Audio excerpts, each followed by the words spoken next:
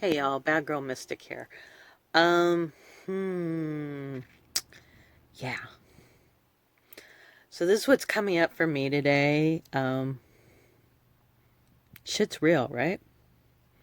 For those of us paying attention, shit is real. And specifically, I'm talking about if you've been on the other end of a trauma, you've been through your own shit storms, you know how fast stuff can turn on a dime into a really fucked up situation. And you have to think fast on your feet. This is where your survivor brain and that trauma actually comes. Got a doggy that wants up here. Come on, buddy. That's when that survivor brain um, becomes street smarts and helps you out. So, I've been talking about second chakra. I've been talking about fear alchemy. And with everything going on, it just seems so like sometimes I think it seems so irrelevant. But then when I put in the framework of that, so many of us are woo, are going through this while dealing with our own triggers. You're going through a shitstorm and a trigger happens. And for myself, my reaction's always been frozen. But on top of that, when you're dealing with early childhood trauma, so often what happens when you have a trigger during a shitstorm is, to go back to what we were talking about earlier this week, intention and attention, is that the unconscious habit developed over time from survival for childhood, the intention is to get the attention off of you as quickly as possible before people start asking too many questions, before you are noticed, you are seen, your trauma is seen. And that means like stuffing it all down. And then we end up having, then ends up weakening our immune systems because we have this habit of muscle tension and toxic hormones that have built up into our body. So while we are navigating whatever is going to come next, it's like on all these different levels, you just, and it's exhausting. So rest, whenever you can. Turn it off, rest. This is, you see all these memes going, oh, we're going through a pandemic and I should be able to be as fucking miserable and shut down as I need to be. Yes and no. Yes, we need moments where that needs to be expressed, but at the same time, it is our personal responsibility to be prepared for the worst and hope for the best. Truth is, we have an unstable government here in the U.S. Truth is, we have an unstable medical system. Truth is, we are going to see more and more instability in our first responder situations. We have an unstable economic situation. So while things are available, this is the time to create a plan for yourself with the resources that you have that's within your realm of responsibility so that you are best prepared for whatever may roll down next. Does that make you panic? Does that make your trigger? Yeah, my triggers have been going fucking crazy. The other side of it, and yes, I'm being dark and I'm being real. And yes, I am the woman who loves to inspire with laughter and dance and art.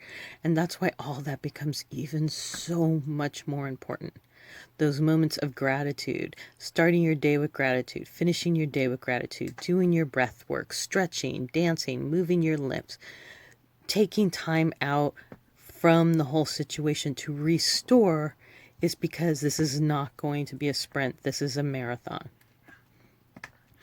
And it's within those moments that we can let the pressure off the triggers. Right now, I feel tension in my shoulders, the weight of the world on the shoulders. I can feel the tension in my neck. I can feel the tension in my back.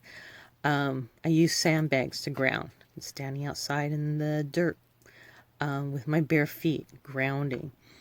There's a lot of amazing stuff that's going on with Mother Earth as she is recharging from our imposed exile from the world, as we all work together to change the rhythm and the velocity that this has been coming at us. Yeah.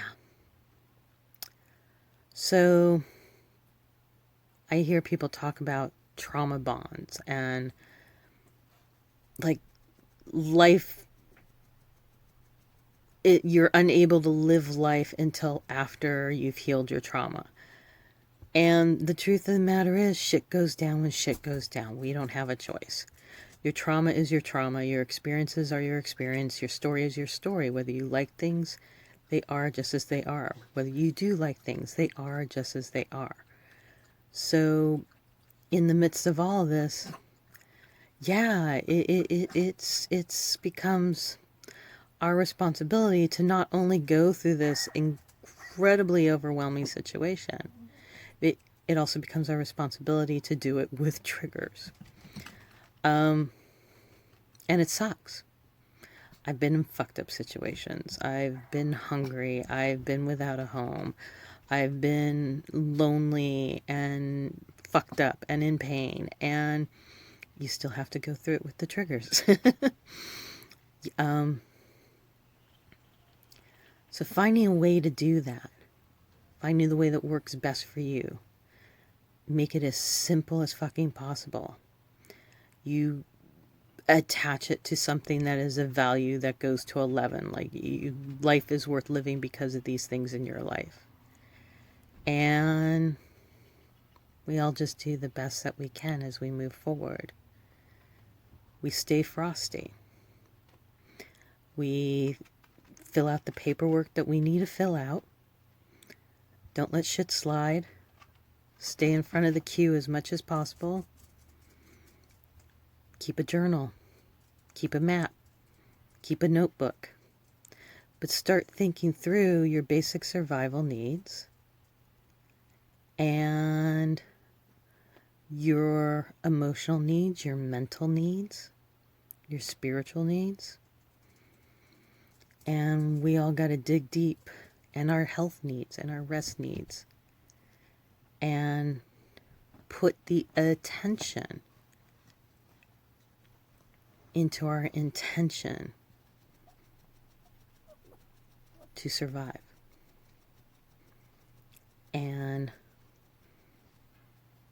in the midst of all the survival, hold on to what we love most and cherish.